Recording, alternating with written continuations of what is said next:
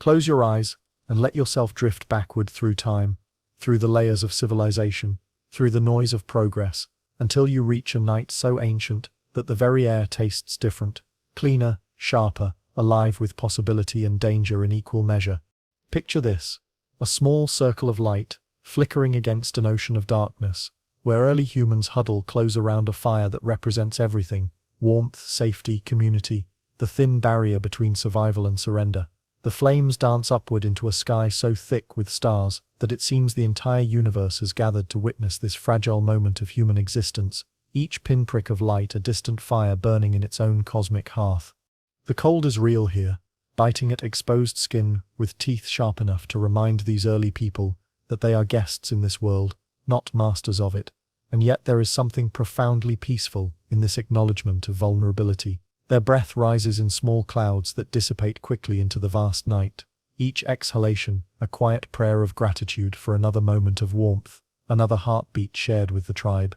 You can smell the wood smoke, rich and earthy, carrying with it the essence of trees that grew for decades, just to become this moment of comfort. And beneath that, the musk of animal fur cloaks wrapped tight around shoulders, the lingering scent of cooked roots and gathered berries, the clean, sharp smell of cold air that has traveled across endless miles of untouched wilderness to reach this small circle of humanity. Listen closely, and you can hear the soft crackle and pop of burning wood,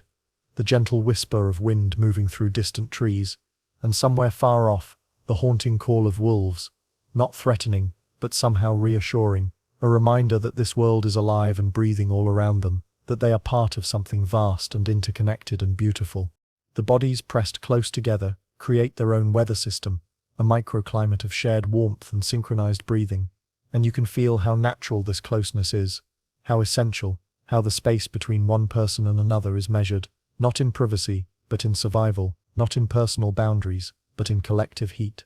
Then suddenly, a sound breaks through the peaceful rhythm, a branch snapping in the darkness beyond the fire's reach, the rustle of something large moving through the underbrush, and everybody around the fire tenses slightly, not with panic, but with the ancient alertness that kept humanity alive through countless nights like this one. But watch what happens next. Someone adds another piece of wood to the fire, and the flames leap higher, casting their warm light further into the darkness, and the faces around the circle relax again, because they can see each other, they can see that everyone is safe, everyone is accounted for, everyone is still breathing in this fragile moment of existence.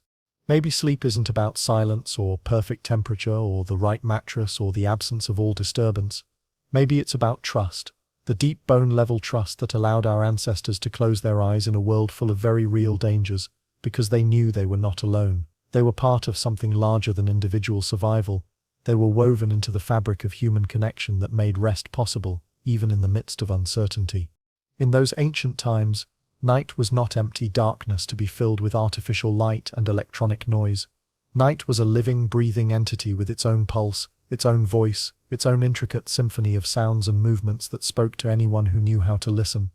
The early humans understood this language of darkness because their lives depended on it, because the difference between a sound that meant safety and a sound that meant danger could determine whether they would see another dawn. And so they developed an intimacy with the night that we can barely imagine in our world of streetlights and closed windows and climate-controlled silence. Lying on the earth with nothing but animal skins between their bodies and the ground, they could feel the planet's heartbeat through their bones, the subtle vibrations of distant footsteps, the almost imperceptible tremor that preceded an earthquake, the way the very soil seemed to breathe with the rhythm of underground streams and shifting roots, and the slow dance of tectonic plates far below. The night air carried information across vast distances, the scent of rain still hours away, the smoke from another tribe's fire miles across the valley, the musk trail left by a passing herd of animals, the sweet rot smell that meant fruit was ripening somewhere upwind, the sharp metallic tang that warned of a storm approaching from the mountains. And the sounds, oh, the sounds were like a complex musical composition that changed with the seasons and the weather and the cycles of the moon. The rhythmic chirping of crickets that could tell you the temperature, the haunting call of night birds whose voices carried messages about the safety of different territories, the distant splash of something drinking at the water's edge, the soft rustle of small creatures moving through grass and leaves, and the maze of underground burrows that honeycombed the earth. But perhaps most importantly, they could hear the breathing of the night itself, The way wind moved differently through different types of trees, the subtle shift in air pressure that preceded weather changes, the almost inaudible hum of the Earth's magnetic field, the whispered conversation between the visible world and the vast invisible forces that shaped it. When modern humans lie awake at 3 in the morning, anxious and restless, we often say the night is too quiet, but our ancestors would have said the opposite. They would have said our nights are silent because we have deafened ourselves to the world's heartbeat. With the constant hum of electricity, the artificial light that tricks our circadian rhythms, the background noise of civilization that drowns out the subtle symphony that once guided human sleep for millennia. They knew that a truly quiet night was often the most dangerous kind, because it meant something had disrupted the natural order. Something had frightened the usual nighttime chorus into silence, and so they learned to find comfort in the gentle chaos of a world that never truly slept, only shifted into its nocturnal rhythm. Imagine lying there on the ground, feeling your heartbeat gradually synchronize with the pulse of the earth beneath you, your breathing slowing to match the gentle rhythm of wind through leaves, your nervous system gradually releasing the hypervigilance of daylight survival and settling into the deeper awareness that made sleep possible, even in a world where danger was real, but so was the profound connection between human consciousness and the living planet that held them. Today, our nights are silent, but only because we drowned the world's heartbeat with electricity, and perhaps that's why so many of us lie awake, listening for something we can no longer hear, reaching for a connection we've forgotten how to make. Step deeper into this ancient memory, into the mouth of a cave where the wind cannot reach, where the walls hold the day's warmth and release it slowly through the long hours of darkness, where families sleep not in separate rooms, but as a single organism, breathing together, dreaming together, sharing the basic animal comfort of collective body heat. The air here is thick with the scent of human life, not unpleasant, but real and earthy and honest. The smell of bodies that work hard and rest deeply, mixed with the lingering smoke from the fire just outside the cave entrance, the musk of fur clothing and bedding, the faint sweetness of milk from nursing mothers, the subtle pheromones that helped regulate the group's sleep cycles and emotional states. There are no individual beds here, no personal space as we understand it, just a continuous surface of packed earth covered with layers of animal hides, where children sleep curled against their parents, where adults arrange themselves in patterns that maximize warmth distribution, where the elderly are positioned closest to the cave's heart, where the temperature stays most stable throughout the night. You can feel how natural this closeness is, how essential, how the human body evolved to sleep in groups, not just for safety, but for thermoregulation, for the complex hormonal exchanges that happen through proximity, for the way shared breathing patterns helped regulate everyone's descent into deeper sleep states, for the profound psychological comfort of knowing that if something went wrong in the night, you would not face it alone. Listen to the soft symphony of collective rest, the gentle snoring of the adults, the tiny whistling breaths of children, the almost inaudible murmur of someone dreaming, the rustle of bodies shifting position in sleep, finding new configurations of warmth and comfort, the way one person's movement would ripple through the group like a wave, bodies unconsciously adjusting to maintain the perfect balance of shared heat. And then, cutting through this peaceful rhythm, the thin wail of an infant, not distressing, but simply announcing a need, a hunger, a discomfort that requires the tribe's attention. Watch how the response ripples through the sleeping group, not irritation or interrupted sleep, but an instinctive, gentle stirring as multiple adults orient toward the sound, as the mother shifts the baby to nurse, as soft hands reach out to offer comfort, as quiet voices whisper reassurance until the crying fades back into the deeper rhythm of collective rest. This is how human sleep evolved, not as an individual withdrawal from the world, but as a communal act of trust and mutual care, where the vulnerability of unconsciousness was shared and therefore made safe, where the basic mammalian need for warmth and contact was satisfied in the most direct and efficient way possible. In this cave, there are no mattresses engineered for individual comfort, no climate control systems, no separate bedrooms that isolate family members from each other, and yet the quality of rest achieved here is deeper and more restorative than anything most modern humans experience, because it satisfies not just the body's need for sleep, but the soul's need for connection. The children learn the rhythms of adult sleep by sleeping beside adults, absorbing through their skin and breath the complex chemical signals that regulate circadian cycles, developing the deep nervous system calm that comes from never having to sleep alone, never having to monitor for danger individually, never having to carry the full weight of nighttime anxiety without the comfort of other human heartbeats nearby. We replaced human warmth with foam and fabric, individual temperature control and engineered support systems. But maybe what we needed was each other, the simple animal comfort of shared breath and synchronized dreams, the ancient wisdom that understood sleep, not as escape from community, but as its deepest expression. Dawn comes slowly to this ancient world, not with the harsh jolt of an alarm clock, or the artificial urgency of scheduled awakening, but with the gradual lightening of the cave mouth, the subtle shift in air temperature, the way the earth itself seems to exhale the night and inhale the approaching day. The first to stir are usually the elders, their sleep lighter and more easily disrupted, but they move quietly, respectfully, understanding that awakening should be a gentle transition shared by the group rather than an individual break from collective rest. They step carefully over still sleeping bodies, their movements triggering subtle shifts in the group's breathing patterns, the almost telepathic communication that passes between people who have learned to sleep as one organism.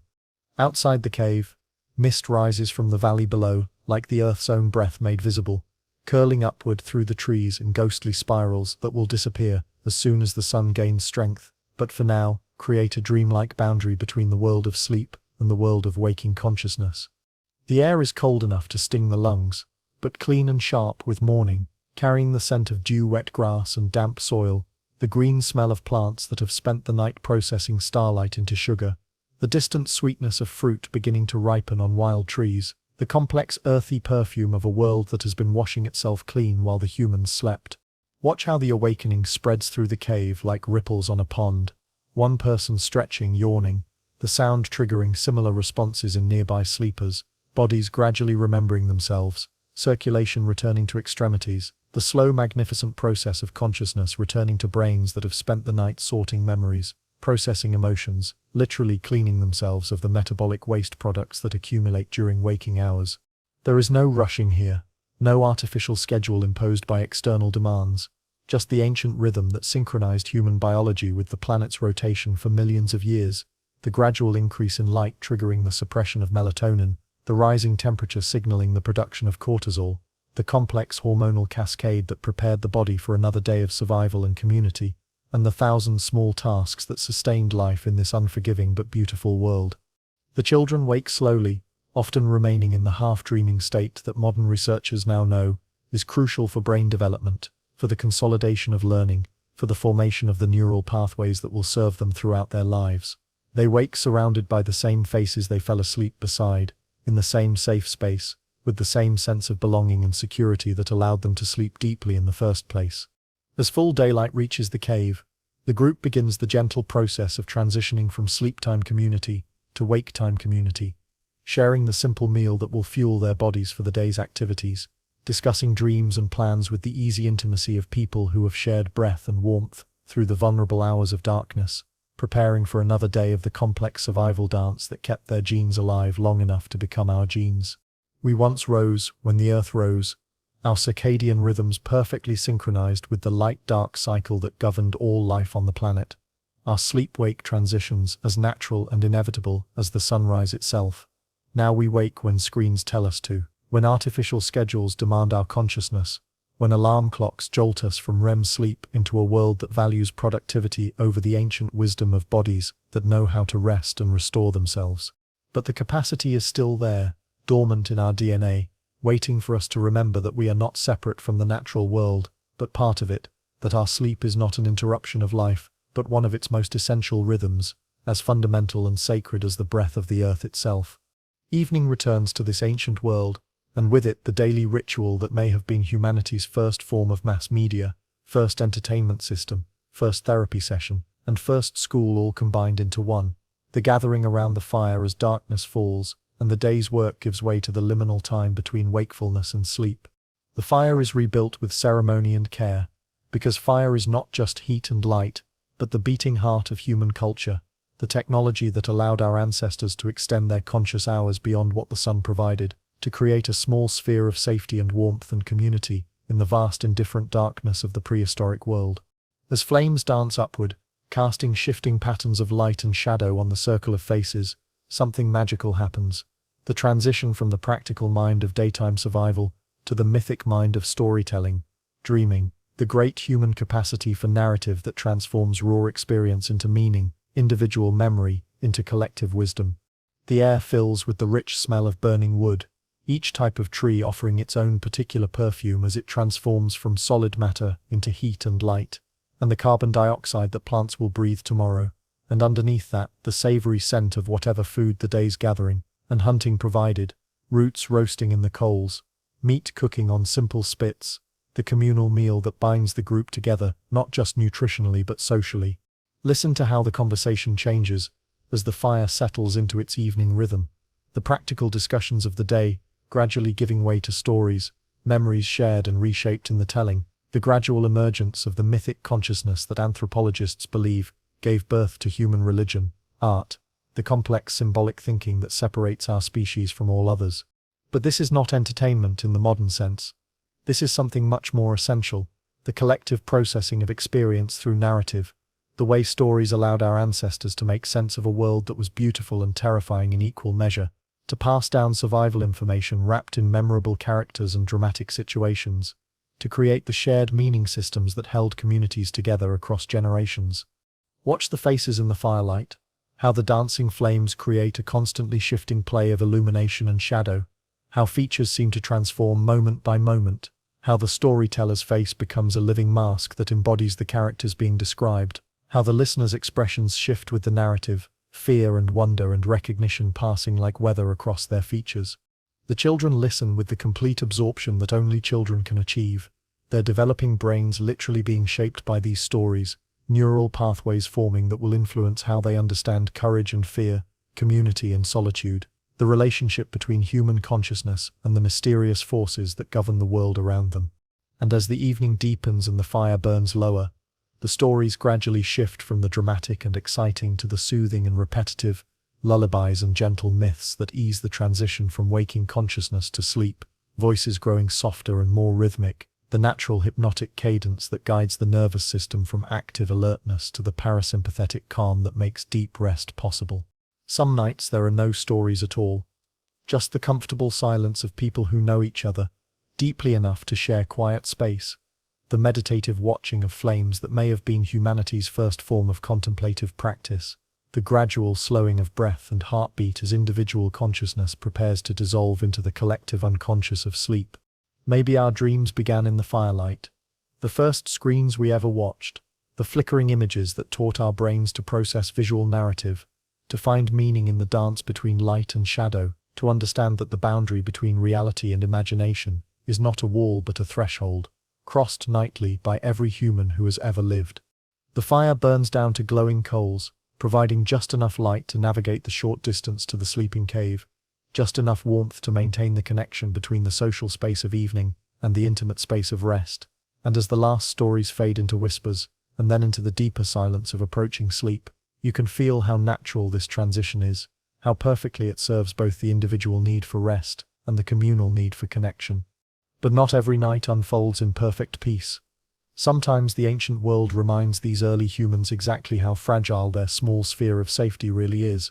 how thin the boundary between survival and catastrophe, how quickly the comfortable rhythm of evening can transform into something that tests every survival instinct evolution has built into the human nervous system. Tonight, the sky darkens not with the gentle progression of sunset, but with the ominous weight of storm clouds gathering like vast predators over the valley, and the air itself seems to thicken with electricity, that peculiar pressure that makes skin prickle and hair stand on end, that sends subtle warning signals through every creature's body that something powerful and potentially dangerous is approaching. The fire, which moments before seemed so warm and protective, now flickers nervously in the gusting wind that precedes the storm, and the circle of light that defines the safe space shrinks and wavers, throwing wild shadows that seem to reach toward the gathered humans with grasping fingers, transforming familiar shapes into something alien and threatening.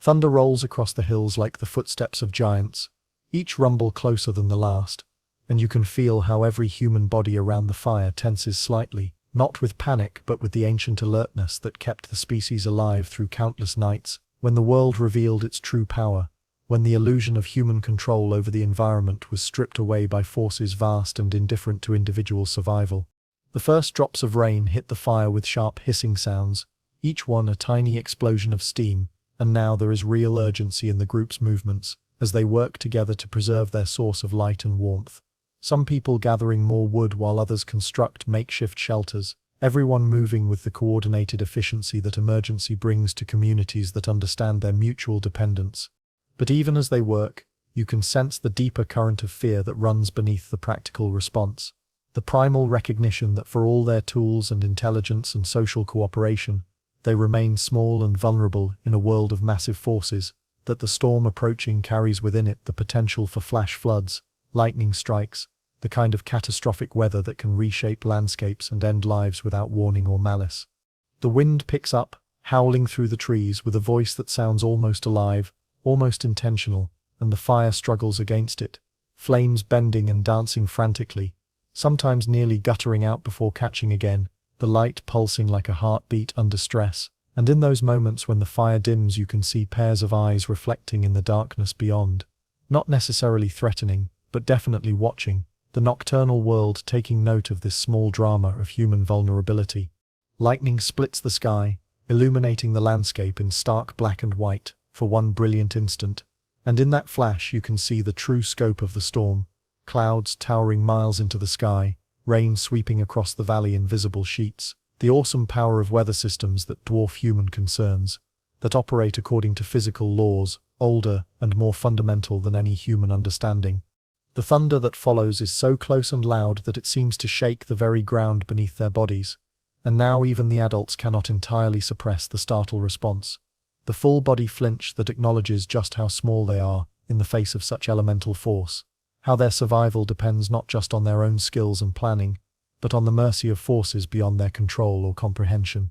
Yet watch what happens as the storm reaches its peak. Instead of scattering in individual panic, the group draws closer together, adults sheltering children with their own bodies, sharing warmth and courage through proximity, the most ancient form of mutual support, and their breathing gradually synchronizes again, not in the easy rhythm of peaceful evening, but in the deeper, more deliberate cadence of people consciously calming their nervous systems through collective presence. Someone begins to hum, then others join in, not a song with words, but a simple tonal meditation that gives their minds something to focus on, besides the chaos of the storm. And gradually you can feel the group's fear transforming from paralyzing anxiety into something more manageable, still alertness, still respect for the danger, but no longer the helpless terror that freezes action and fragments community. We call it anxiety now, this heightened awareness that kept our ancestors alive through the dangerous unpredictability of life without civilization. But perhaps it was just our ancestors listening too closely to a world that demanded constant vigilance, developing the hypervigilance that modern humans inherit, but no longer know how to use constructively, no longer understand as a gift rather than a curse. The storm passes, as storms always do, leaving behind the clean smell of rain-washed air, and the profound relief that comes after surviving something that tested the limits of human endurance. And as the fire is rebuilt and the circle of safety re-established, there is a deeper appreciation for warmth and community, and the simple fact of being alive in a world that is both beautiful and dangerous beyond measure. In the deepest hours of the night, when the storm has passed and the fire has burned down to glowing embers, and the tribe sleeps the profound sleep that follows intense stress and relief, the dreaming mind of one hunter carries him back into the day's pursuit, but now transformed by the strange alchemy of REM sleep into something larger than memory, stranger than reality, more meaningful than the simple facts of what happened. He is running again across the grassland, but now his feet make no sound, and the ground flows beneath him like water, and the animal he pursues is no longer just the antelope they tracked for hours through the heat of afternoon, but something archetypal, the eternal prey that has led hunters through the landscape of human dreams since consciousness first learned to hunt itself through the labyrinth of sleep. In the dream, the pursuit becomes a dance, predator and prey, moving in perfect synchronization across a landscape that shifts and changes with the fluid logic of the unconscious mind. Now grassland, now forest, now the rocky hills near the water source, but always the same essential story playing out. The ancient drama of human survival, wrapped in the metaphorical language that dreams use to process the complex emotions and survival information that daylight consciousness cannot fully integrate. The other hunters run beside him, but their faces keep changing. Sometimes his current companions, sometimes his father and grandfather, sometimes strangers from other tribes, sometimes the great hunters from the stories told around the fire, all of them part of the same eternal hunt that connects this moment to every moment of human pursuit, since the species learned to coordinate their intelligence and persistence to bring down prey larger and faster than individual humans could ever manage alone. And now the dream shifts, as dreams always do, following connections that daylight logic cannot trace, but that make perfect sense to the sleeping mind. And he is no longer the hunter but the hunted, running through tall grass while something pursues him, and the fear is real but not paralyzing, because even in sleep his nervous system understands that this is practice, rehearsal, the way the dreaming brain processes all the possible variations of survival scenarios, preparing the body and mind for dangers not yet encountered, but always possible. The landscape of the dream is painted in colors that don't exist in waking life, and the sounds are both more vivid and more distant than real sounds, and he can smell things that have no names, taste emotions on the wind, feel the heartbeat of the earth through his running feet, all the sensory impossibilities that sleep allows, all the expanded perception that happens when the conscious mind stops editing reality according to its practical limitations. Sometimes he is the animal being hunted, feeling the grass against his flanks, the wind in his nostrils carrying the scent of the approaching humans, the ancient fear that every prey animal knows, but also the dignity of being part of the great circle of survival, the way predator and prey are locked in eternal dance that serves life itself even as it ends individual lives. Then he is himself again, but now the hunt is not for food but for something more abstract, tracking courage through a landscape of fear, pursuing wisdom through forests of confusion, hunting the perfect throw of the spear, not through space but through time, practicing skills that exist more in the realm of intention and instinct than in the mechanical world of muscle and bone. The dream begins to fade, as his sleep cycle moves away from REM, toward the deeper restoration of slow-wave sleep. But the feeling lingers, the sense of having participated in something larger than individual experience, of having connected with the archetypal patterns that shape human consciousness, of having practiced survival, not just of the body, but of the spirit. Even then, our minds rehearsed survival. Today we rehearse survival through spreadsheets and traffic navigation, and the thousand small anxieties of civilized life. But the same basic process continues, the dreaming mind taking the day's challenges and transforming them into the symbolic language that helps us understand not just how to survive, but why survival matters, what it means to be human in a world that is indifferent to human concerns, but somehow also perfectly designed to support human consciousness. In his sleep, the hunter's breathing deepens, his face relaxes into the profound peace that comes after the mind has done its nightly work of integration and preparation. And around him the rest of the tribe continues their own dream journeys, each individual consciousness, exploring its own version of the eternal human story, but all of them connected by the shared sleeping space, the synchronized breathing, the collective unconscious that binds human communities together, even in the most private realm of individual sleep.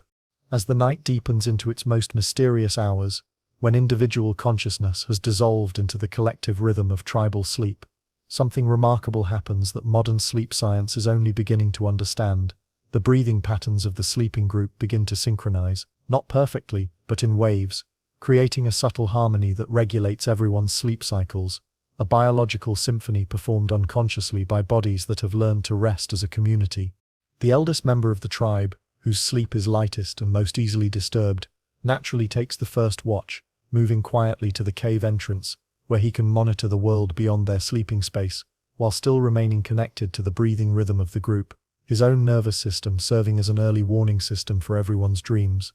From this position, he can hear the night sounds that carry information about the safety of their territory, the normal chorus of insects and small animals that indicates no large predators are moving nearby, the distant call of night birds that signals all is well in the broader ecosystem, the gentle rustle of wind through leaves that speaks of stable weather continuing through the remaining hours of darkness.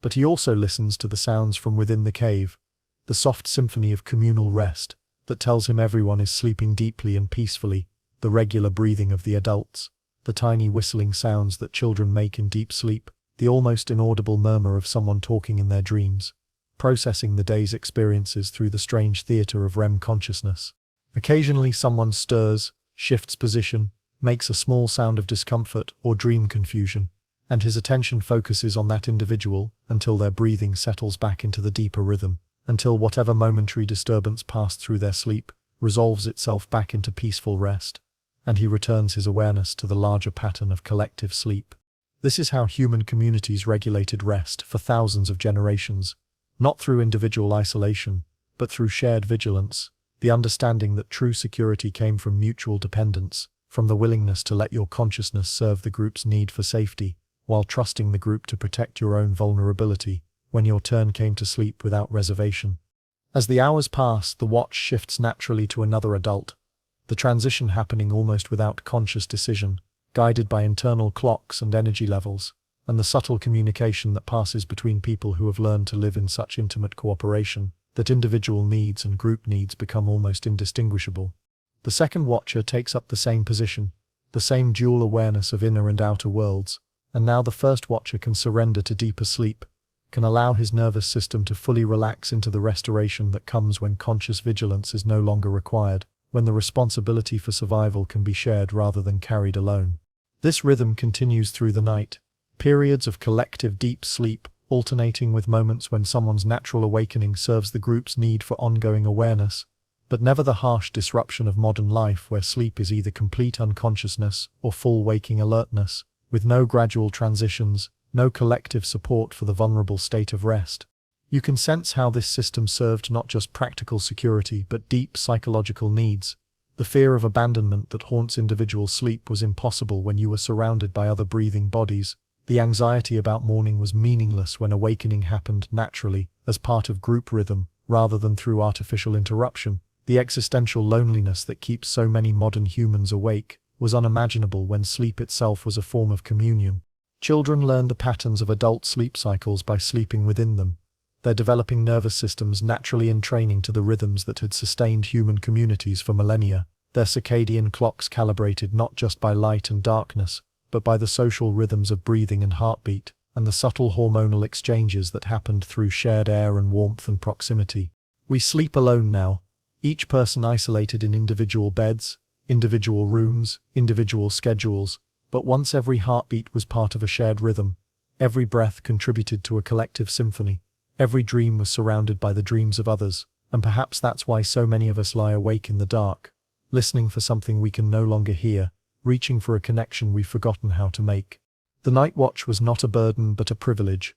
a way of serving the community's deepest needs, of participating in the ancient trust that made civilization possible. Long before there were laws or institutions or any of the formal structures we now use to manage human cooperation, just the simple recognition that individual survival and collective survival were the same thing, that taking care of others was taking care of yourself, that the pulse of the tribe was the pulse of life itself. Winter arrives in this ancient world, not with the flip of a thermostat switch, but as a gradual teacher, a seasonal master whose lessons in adaptation and resilience shaped every aspect of human survival, including the deep art of sleep that had to sustain life through the months when warmth became precious, and every calorie burned was a question of life and death. The cold creeps into the cave slowly at first, just a subtle shift in the air temperature that makes the fur cloaks feel less sufficient, that draws the sleeping bodies closer together in unconscious search for shared warmth, that begins the complex physiological adaptations that allowed our ancestors to survive in climates that would kill modern humans within hours. Watch how their breathing changes as the night air grows colder, not the shallow, anxious breathing of someone fighting discomfort, but the deeper, more deliberate respiration of people whose bodies have learned to work with cold rather than against it, who understand that panic burns precious energy while calm acceptance allows the body's natural heating systems to function more efficiently. The frost forms patterns on the cave walls, beautiful crystalline designs that catch and reflect the dying light of the banked fire, and you can see how even in this harsh environment there is beauty, how the human eye learned to find aesthetic pleasure, even in the conditions that challenge survival, how the appreciation of beauty may itself have been an adaptation that helped our ancestors maintain the psychological resilience necessary to endure winter's tests.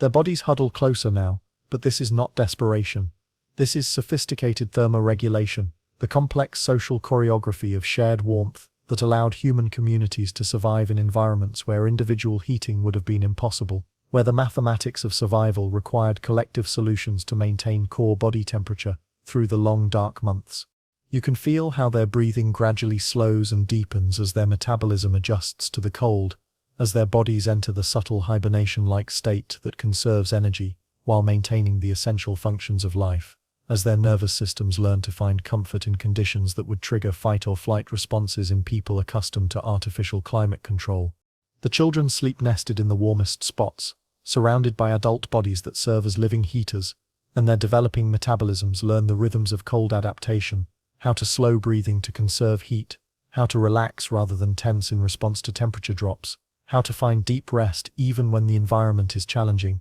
skills that will serve them throughout their lives in a world where comfort is earned rather than assumed. Listen to how the sounds of sleep change in the cold. Breathing becomes quieter, more controlled, less wasteful of warm air, and the group's collective rhythm slows to match the deeper metabolic state that winter requires. Everyone's biology synchronizing, not just with each other, but with the seasonal demands of survival in a world without artificial heating. Sometimes the cold is so intense that sleep comes in shorter cycles, with people waking periodically to tend the fire, to check on the weakest members of the group, to redistribute the fur coverings. But even these interruptions have their own rhythm, their own community purpose, and the brief moments of wakefulness serve to strengthen, rather than fragment the overall pattern of rest.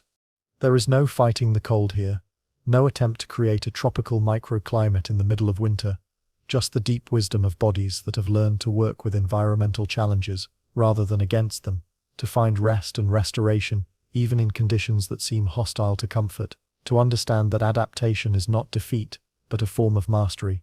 The shivering, when it comes, is not feared but welcomed as the body's way of generating heat, and instead of tensing against it they breathe into it, allow it to run its course, understand it as one of the many automatic systems that keep them alive without conscious effort, that connect them to the deep intelligence of the body that knows how to survive, challenges the mind cannot solve.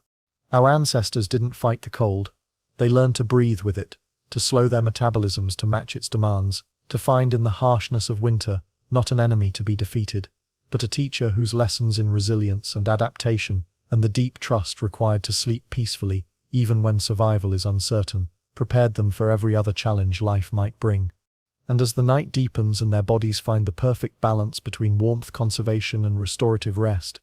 you can sense how this mastery of cold was also a mastery of fear, how learning to be comfortable in uncomfortable conditions built the psychological resilience that made human civilization possible, how the ability to rest deeply even in challenging circumstances was itself a survival skill, as important as tool-making, or language, or any of the other adaptations that separated humans from other species. In the deepest part of the night, when the fire has burned down to glowing coals, and the last watch has been taken, and every member of the tribe has descended into the profound rest that follows a day of survival and community, and the thousand small acts of cooperation that kept life moving forward, there comes a moment of such perfect stillness that it seems time itself holds its breath. This is the hour when individual consciousness dissolves completely into something larger, when the boundaries between self and other become permeable, when the breathing of the sleeping group creates a single organism with multiple hearts, multiple dreams, but one shared rhythm that connects this moment to every moment of human rest, since consciousness first learned to trust the darkness enough to surrender control. The silence is not empty but full, pregnant with the dreams of children who are processing the day's lessons into the neural pathways that will guide their adult lives, heavy with the quiet restoration happening in the bodies of adults, whose muscles and bones and immune systems are rebuilding themselves according to genetic instructions written in the code of millions of years of evolution. You can almost hear it if you listen closely enough. The cellular regeneration happening in tissues damaged by the day's work, the consolidation of memories taking place in sleeping brains, the subtle chemical processes that clean metabolic waste from neurons, the complex orchestration of growth hormones and immune responses, and all the invisible maintenance that keeps these fragile biological machines running for another day. Outside the cave, the world continues its own version of rest. Not sleep as humans understand it, but the quiet cycles that govern all life, the way plants process starlight into sugar, the way soil organisms break down organic matter into the nutrients that will feed tomorrow's growth, the deep breathing of forests and grasslands, and the vast lungs of the ocean, all of it connected, all of it part of the same life force that animates the sleeping humans. The stars wheel overhead in their ancient patterns, the same constellations that have guided human navigation and storytelling for millennia, and if you could see them through the sleeping minds of the tribe, you would understand how completely these people are connected to the cosmic rhythms that govern all existence, how their sleep cycles are calibrated not just to the rotation of the earth, but to the deeper patterns of lunar months and seasonal migrations, and the great celestial clockwork that measures time in scales far beyond human comprehension. In this perfect stillness, you can sense the presence of all the humans who came before, the countless generations whose successful rest and reproduction created an unbroken chain of survival that connects this moment to the very beginning of human consciousness, the weight of genetic memory that carries the wisdom of every ancestor who learned to sleep peacefully enough to wake up alive, to pass their genes and their knowledge to the next generation. And in the same way, you can sense the future,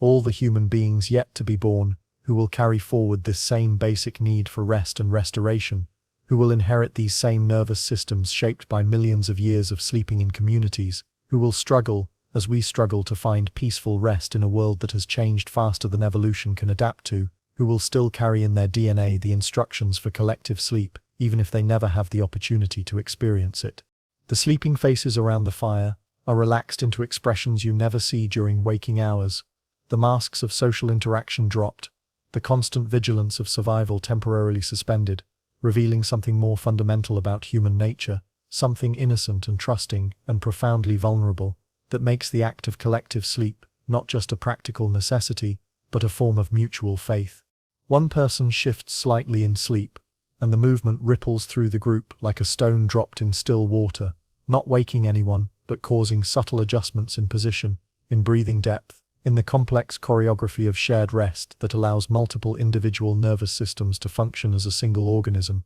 that transforms the vulnerability of unconsciousness into the strength of collective security. This is the moment, repeated nightly for thousands of generations, that made human civilization possible, not the dramatic moments of conflict and conquest that fill our history books, but this quiet surrender to trust, this willingness to be unconscious and defenseless in the presence of others, this deep faith in the basic goodness of human nature that allowed communities to form and persist and grow into the complex societies that would eventually circle the globe. In that silence, we were the same as we are now, fragile, dreaming creatures, whose survival depends not on individual strength, but on our capacity to care for each other, to share vulnerability, to find in the darkness not something to be feared, but something to be trusted, to understand that the deepest rest comes not from perfect safety, but from perfect connection to the web of relationships that makes life meaningful and survival possible. Time moves forward, as time always does, and gradually the world begins to change around these sleeping humans, change in ways so subtle at first that they barely disturb the ancient rhythms of rest and wakefulness that have sustained human communities since consciousness first learned to distinguish day from night, safety from danger, individual survival from collective survival.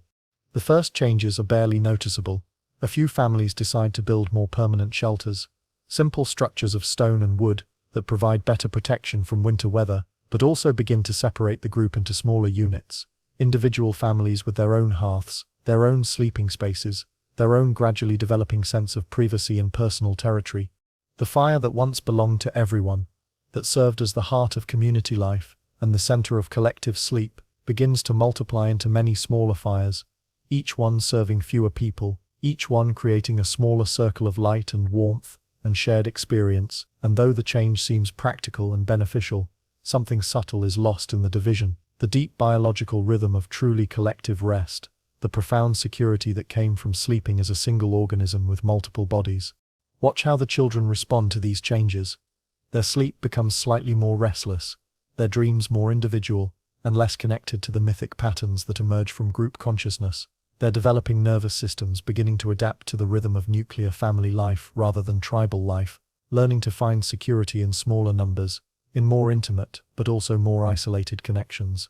The stories told around the fires begin to change too, becoming more about individual achievement and less about collective survival, more about competition and less about cooperation, more about the conquest of nature and less about harmony with natural rhythms. And as the stories change, the dreams change, and as the dreams change, the very structure of human consciousness begins to shift in ways that will ripple forward through generations.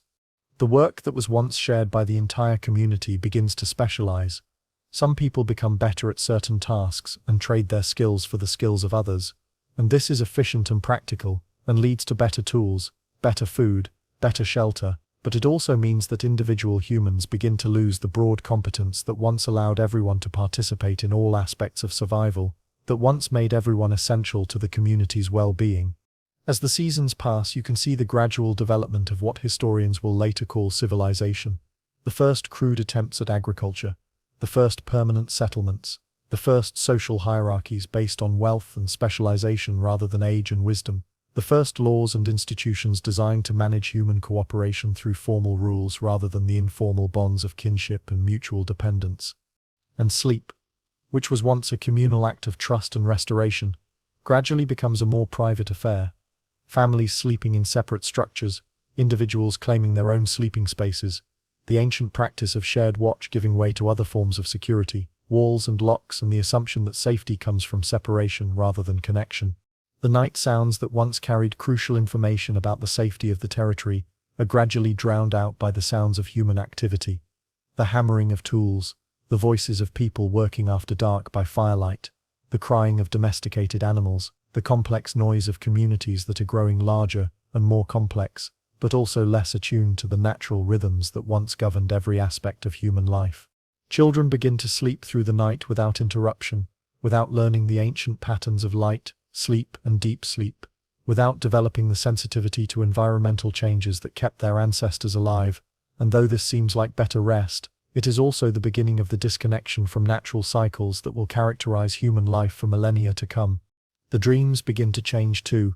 less filled with the archetypal patterns of hunt and season and survival, more concerned with the social complexities of life in permanent settlements, with questions of status and ownership, and the individual success that becomes possible when human energy is no longer entirely devoted to collective survival. Progress gave us roofs and clocks, individual beds and private bedrooms, central heating and electric lights, all the technologies that make modern life comfortable and convenient and safe in ways our ancestors could never have imagined, and quietly stole our dreams, replacing the deep mythic consciousness that emerged from sleeping in harmony with natural rhythms, with the fragmented individual consciousness that struggles to find rest in a world of artificial schedules and artificial environments, and artificial solutions to the basic human needs that evolution spent millions of years learning to satisfy through community and connection and trust. But there is no judgment in this observation, no suggestion that progress was wrong, or that we should return to the harsh conditions of prehistoric life.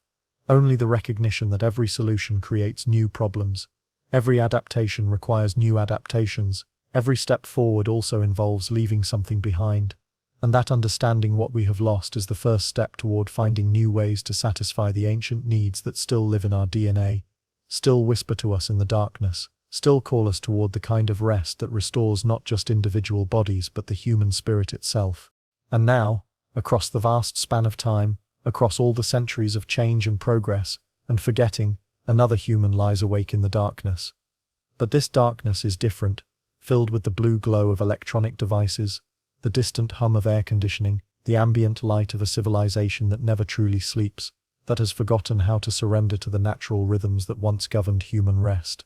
This modern human, lying on a mattress engineered for individual comfort, in a room designed for privacy and climate control, surrounded by all the technologies that were supposed to make sleep easier and more restorative, finds themselves staring at the ceiling at 3 a.m, mind racing with the anxieties and concerns that seem to multiply in the artificial silence of the contemporary night. But something shifts in this moment of sleepless frustration.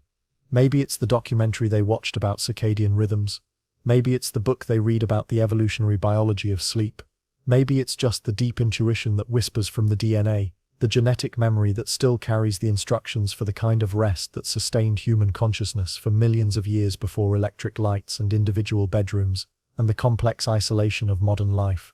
They close their eyes and try to imagine those ancient fires, try to feel the presence of other human bodies sharing warmth and breath, and the vulnerable trust of collective sleep, try to reconnect with the part of their nervous system that still knows how to rest as part of a community, rather than as an isolated individual carrying the full weight of survival anxiety alone. And something remarkable happens. As their imagination fills with the crackle of burning wood and the soft rhythm of shared breathing, as they visualize the vast star-filled sky and the simple comfort of sleeping on the earth surrounded by people who would watch over their vulnerability, their own breathing begins to slow and deepen. Their racing mind begins to quiet, Their tense muscles begin to release the accumulated stress of living in a world that demands constant vigilance, but provides no natural outlet for the deep rest that makes such vigilance sustainable. They realize that the capacity for peaceful sleep is still there, dormant but not dead, waiting to be awakened not through technology or medication or any external solution, but through remembering what sleep was always meant to be, not an escape from life, but a return to its most essential rhythms, not a withdrawal from community, but a deepening of connection, not a defeat of consciousness, but its most sacred expression. The sounds of the modern night, the distant traffic, the hum of electronics, the artificial ventilation, begin to fade into background, and in their place arises something deeper, the sound of their own heartbeat, their own breathing, the subtle internal symphony that connects them to every human who has ever lived, who has ever closed their eyes in trust and surrendered to the darkness that holds all dreams. They feel their body settling into the mattress, but also somehow settling into the earth itself, connecting through imagination and genetic memory to the vast web of life that supports all existence, feeling themselves held not just by foam and springs, but by the same forces that held their ancestors, the same gravitational pull that keeps the planet spinning, the same solar rhythms that govern all biological cycles. The blue light from the clock seems less harsh now, less intrusive, and they can almost see through it to the stars that are still there beyond the light pollution. Still wheeling in their ancient patterns, still marking time according to scales that make human concerns seem both infinitely small and infinitely precious, both temporary and eternal. Their breathing synchronizes with something larger than individual need. Perhaps it's just their imagination, but it feels like they can sense the breathing of others, all the humans lying awake and asleep across the planet, all the individual consciousnesses that are part of the same collective dream, the same shared story of survival and rest, and the eternal rhythm between wakefulness and sleep that connects every moment to every other moment in the long history of human existence. And as sleep finally approaches, they understand something that their ancestors knew instinctively, that rest is not earned through perfect conditions or optimal technology, or the absence of all disturbance, but through trust, the deep biological trust that allows consciousness to let go of control, to surrender to the darkness that is not empty, but full, not dangerous but nurturing, not the absence of life but its most essential expression. The stars are still there, hidden but not gone, waiting to be remembered by anyone who has eyes to see them, and the night is still alive with the same forces that sustained human sleep for millions of years, the same gentle rhythms that can still guide modern humans toward the kind of rest that restores not just individual bodies, but the connection to something larger, something that makes survival meaningful and dreams possible, and mourning a gift rather than an interruption. Maybe the secret to rest was never lost, just forgotten, temporarily obscured by the complexity of civilization, but still available to anyone willing to remember that we are not separate from the natural world, but part of it, not isolated individuals struggling alone through the darkness, but members of an ancient community of dreamers, whose shared breathing still creates the rhythm that makes peaceful sleep possible, whose collective trust in the darkness still offers the deepest security any human consciousness can know. Sleep comes at last, not as unconsciousness, but as a return to the source, not as an ending but as a beginning, not as individual rest, but as participation in the eternal dream that connects all life, all consciousness, all the fragile and beautiful creatures who have learned to close their eyes in trust and wake transformed by the darkness that holds all light, all hope, all the infinite possibility that sleeps in every human heart, waiting to be remembered, waiting to be born again with each sunrise that calls us back to the waking world renewed and ready to continue the ancient dance between rest and activity, between solitude and community, between the dreams that sustain us and the realities we create from those dreams, one breath, one heartbeat, one night of peaceful sleep at a time. The fire burns low, the stars continue their ancient dance, and somewhere in the space between sleeping and waking, individual consciousness touches the eternal rhythm that connects all dreams, all rest, all the infinite trust that makes life possible, in a universe vast and dark and filled with the gentle breathing of all who have learned to sleep in peace.